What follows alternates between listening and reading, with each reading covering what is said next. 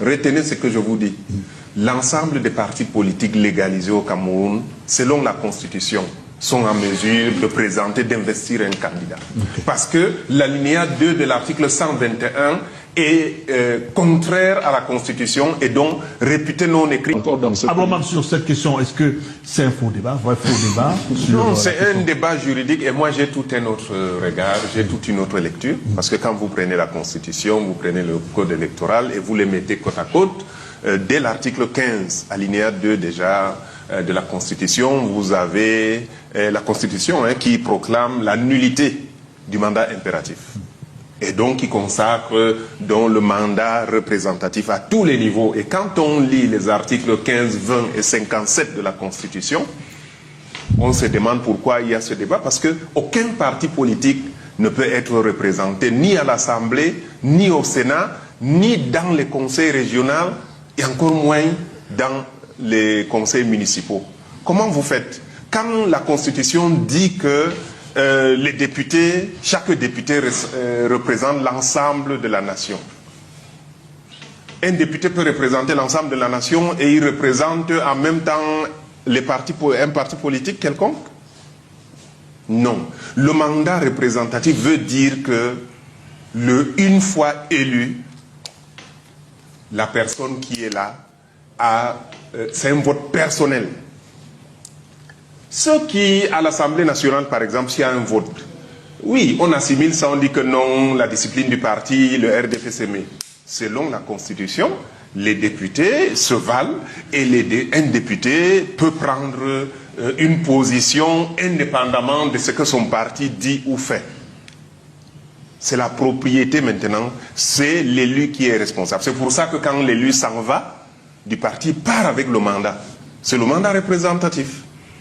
Et la même Constitution, à l'article 20, alinéa 1 et 2, dit que le Sénat, les sénateurs représentent les collectivités locales décentralisées. Dites-moi comment donc un sénateur peut en même temps représenter les collectivités locales décentralisées, notamment les régions, et en même temps donc représenter son parti politique. Je ne sais pas, hein? Et c'est la même chose pour le conseil régional. Les conseillers régionaux représentent les départements. Une fois que vous êtes élu, vous ne représentez plus votre parti. Ça, c'est la Constitution. Et donc, l'article 121 du Code électoral vient en contradiction avec la Constitution. Et cet alinéa 2, surtout. Parce que c'est l'alinéa 2 de l'article 121 du Code électoral. Il est réputé non écrit. Aucun texte de loi ne peut contredire la Constitution. Regardez bien. Je voudrais bien que quelqu'un me réponde. À quel moment un député peut représenter le RDPC à l'Assemblée nationale? À quel moment? Quand la Constitution dispose le contraire. Et donc, c'est un faux débat. En réalité, je pense que cet article 121 alinéa 2 a été mis pour des raisons politiciennes, mais vient en contradiction avec la Constitution et elle est amenée par mesure de l'appliquer. Et on va saisir le Conseil électoral de l'ECAM.